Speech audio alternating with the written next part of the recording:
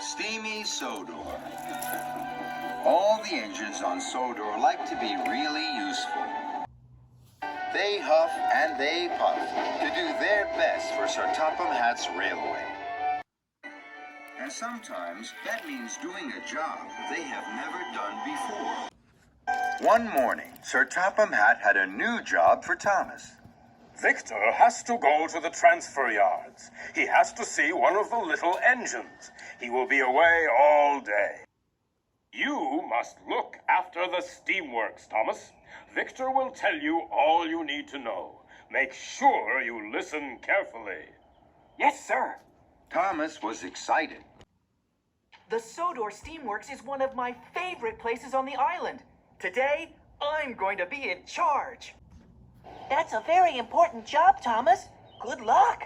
Thank you. Thank you, Percy. And Thomas puffed proudly away to the steamworks. And his new job. Victor was waiting for Thomas at the steamworks. Thomas was very excited. His boiler bubbled and his firebox fizzed. Hello, my friend. This is a big day for you. The steamworks will be very busy. Not too busy for me, Victor. I like being busy. That's good, my friend. Now, when an engine comes in, you have to listen carefully to their problem. If you need help, ask Kevin. That's right, Thomas. When you're in a fix, look no further. Just ask Kevin. It'll save you bother. Thank you, Kevin. Are you listening, Thomas? Yes, Victor. But Thomas was too excited to listen. He wanted to get on with his very important job. Don't worry, Victor. I know just what to do. Hurry, Victor. You'll be late for the little engines. Very well, my friend. Good luck. And Victor steamed away. Thomas was now in charge. Soon, Spencer steamed sulkily into the steamworks. His shiny silver paintwork was scratched and scuffed. Spencer was surprised to see Thomas. Where's Victor? He's away today. I'm in charge. Spencer was worried. Oh my, Spencer. You are in a mess. I'll check you over from wheels to whistle. Put Spencer up on the hoist, please, Kevin. Kevin was worried. Are you sure, boss? I mean, Thomas? I don't think Spencer needs to go on the hoist. I mean, he needs a repaint, boss. But Thomas wasn't listening to Kevin. He was too excited. He was in charge of the steamworks. Put Spencer up on the hoist, Kevin. Over here, Spencer. Please, if you don't mind. Please. Thank you. Spencer huffed huffily to the hoist. And Henry chuffed in. Henry wasn't well. He spluttered and stuttered. He wheezed and sneezed. Henry was surprised to see Thomas. What are you doing here, Thomas? Victor is away today. I'm in charge. Henry sighed. Then he wheezed. Then he sneezed. Footplates and fenders. I know just what's wrong with you, Henry. You have been given the wrong coal. Henry gasped. No, Thomas. It's not my... But Thomas wasn't listening. Don't worry, Henry. We'll have you puffing proudly in no time. Kevin, bring over some of Henry's special coal, please. But what about Spencer, boss? But Thomas wasn't listening. Quick as you can, Kevin. So Kevin trundled to the coal. Spencer sat sniffly by the hoist. Henry spluttered and stuttered. And Thomas felt pleased and proud. I like being in charge of the steamworks. Then, James steamed snootily in. Straw and twigs blocked his funnel. Why are you here, Thomas? Victor is away today. I'm in charge. Bubbling boilers, you are in a mess. What happened to you? I can't puff properly. I know just what you need.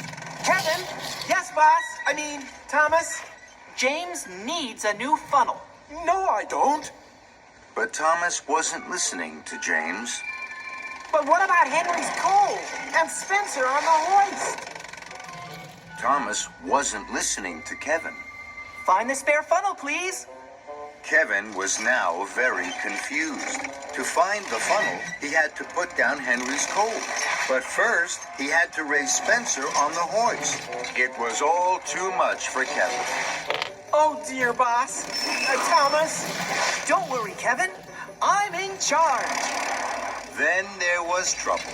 Kevin reeled and rolled back towards the hoist. And with a biff and a bash, he hit a big green button. That made Spencer shudder into the air. Shudder into the air. Trembling tracks, what's happening? Kevin gasped. Heaving hooks. Sorry, Spencer. Then Kevin dropped Henry's coal right in front of Henry's nose. Bust my boiler and crashing coals. Kevin rocked and rolled into James.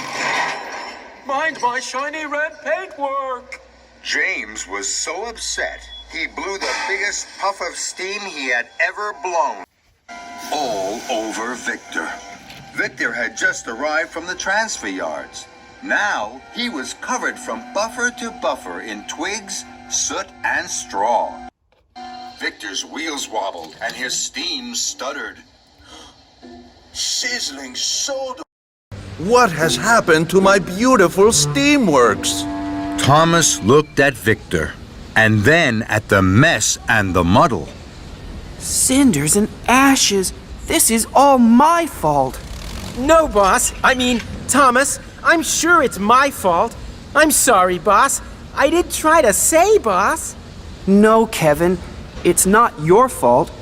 I didn't listen to Victor. I didn't listen to you, and I didn't listen to my friends. I was too excited and too silly. I think, my friend, you are right.